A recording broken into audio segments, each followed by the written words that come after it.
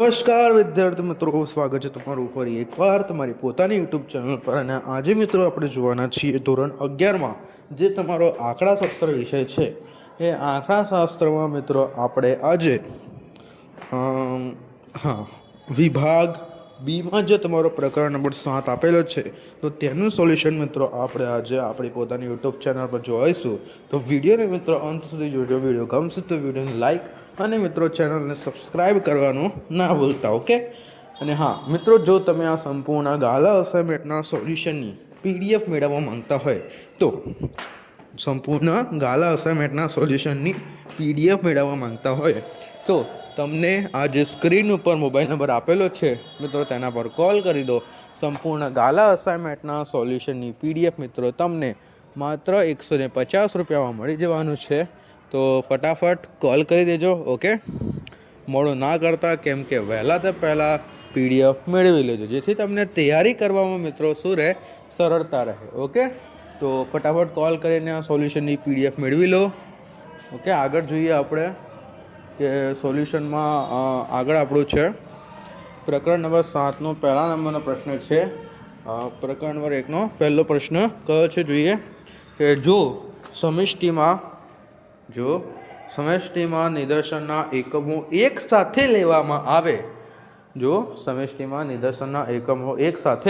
આવે તો નિદર્શનના પ્રકાર જણાવો. એક સાથે જો એકમો લેવામાં આવે તો નિદર્શનના પ્રકાર મિત્રો આ મુજબ થશે. ઓકે, કે સમષ્ટિમાં એક પ્રકાર લેવામાં આવે તો નિદર્શનના એકમો એક સાથે લેવામાં આવે તો પ્રકાર.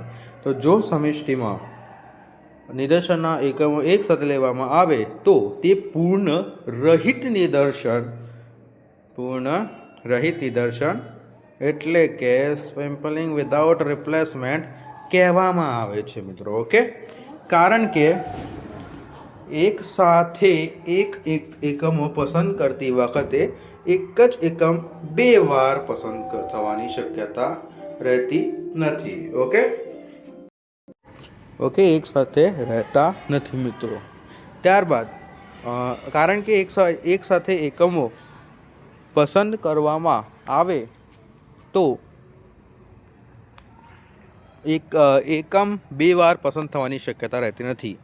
એક સાથે એકમ પસંદ કરતી વખતે એક જ એકમની બે વાર પસંદ થવાની શક્યતા મિત્રો રહેતી નથી. ઓકે, ત્યારબાદ બીજા નંબરનું છે નિદર્શન તપાસનું એક ઉદાહરણ આપો. શું છે તમારો બીજા નંબરનો પ્રશ્ન? નિદર્શન તપાસનું એક ઉદાહરણ આપો. નિદર્શન તપાસનું એક ઉદાહરણ મિત્રો, જવાબ: રસોઈ બનાવતી વખતે દાળ કે ચોખા ચડી ગયા છે નહીં. દાળ કે ચોખા ચડી ગયા છે કે નહીં તે જોવા માટે તેમાંથી થોડા દાણા લઈ તપાસવામાં જ એ નિદર્શન તપાસનું ઉત્તમ ઉદાહરણ છે. અન્ય ઉદાહરણ તરીકે લોહીની તપાસ, બ્લડ ટેસ્ટ માટે શરીરની લોહીની થોડા ટીપા લેવા. એ શું છે મિત્રો? નિદર્શન તપાસ એને કહેવામાં આવે છે. રાઈટ.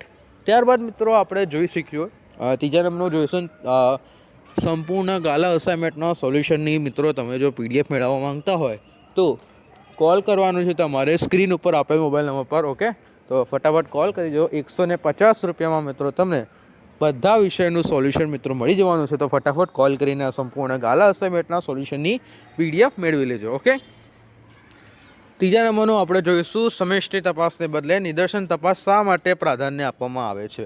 સમષ્ટિ તપાસના બદલે નિદર્શન તપાસને શા માટે પ્રાધાન્ય આપવામાં આવે છે? તો કે મુખ્યત્વે નીચેના કારણોનું નિદર્શન તપાસને પ્રાધાન્ય મળે છે.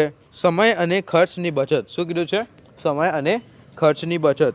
દરેક એકમની તપાસ કરતાં ઘણો સમય અને નાણાં ખર્ચાય છે, જ્યારે નિદર્શન તપાસમાં તે ઓછું થાય છે.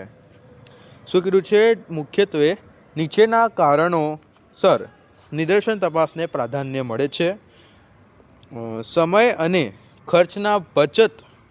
સમષ્ટિના દરેક એકમને તપાસ કરતાં ઘણો સમય અને નાણાં ખર્ચાય છે, જ્યારે નિદર્શન તપાસમાં તે ઓછું થાય છે. ઓકે, જ્યારે તે નિદર્શન તપાસમાં મિત્રો શું થાય છે? ઓછું થાય છે.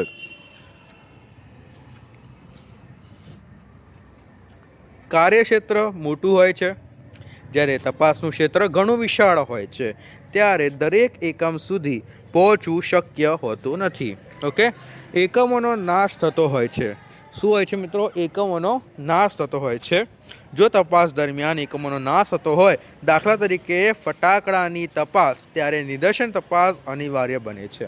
ઓકે, ફટાકડાની તપાસમાં મિત્રો નિદર્શન તપાસ છે એ અનિવાર્ય બને છે. ચોથા નંબરનો પ્રશ્ન મિત્રો જોઈએ. ચોથા નંબરના પ્રશ્નમાં તમને શું કીધેલું છે કે સમષ્ટિ તપાસમાં શા માટે ત્રુટિઓ પ્રવેશે છે? સમષ્ટિ તપાસમાં શા માટે ત્રુટિઓ પ્રવેશે છે? તો કે જવાબ છે સમષ્ટિ તપાસમાં એકમોની પસંદગી ખૂબ જ વધારે હોય છે, જેના કારણે ગણતરી કરનારાઓની બેદરકારી અને થાકને કારણે ભૂલ થઈ શકે છે.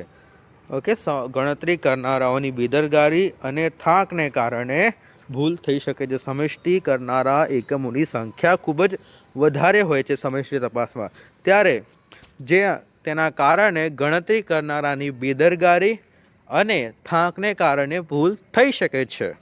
માહિતી મેળવવાની પ્રક્રિયા એકસૂત્રતા જાળવી મુશ્કેલ બને છે. ઓકે, એકસૂત્રતા જાણવી એમાં મિત્રો મુશ્કેલ બને છે. મોટી સંખ્યામાં એકમોની નોંધણી વખતે માપન કે નોંધણીની ભૂલ, નોન સ્પેલિંગ એરર્સ થવાની શક્યતા વધુ રહે છે. ઓકે, પાંચમું, યાદચ્છિક સંખ્યાઓના કોષ્ટકો સૌપ્રથમ ક્યારે અને કયા આંકડાશાસ્ત્રીએ તૈયાર કર્યા હતા? તો કે જવાબ છે યાદચ્છિક સંખ્યાઓના કોષ્ટકો સૌપ્રથમ ઈસવીસન 1927માં આંકડાશાસ્ત્રીએ એલએચસી ટિબેટ દ્વારા તૈયાર કરવામાં આવ્યા હતા મિત્રો. ઓકે, આથી આપણા સોલ્યુશન કમ્પ્લીટ થાય છે. વિડીયો ગમ્યો હશે તો વિડીયોને લાઇક મિત્રો અને ચેનલને સબસ્ક્રાઈબ કરવાનું ભૂલતા નહીં. ઓકે, મળીએ મિત્રો નેક્સ્ટ વિડીયોમાં. Thank you for watching.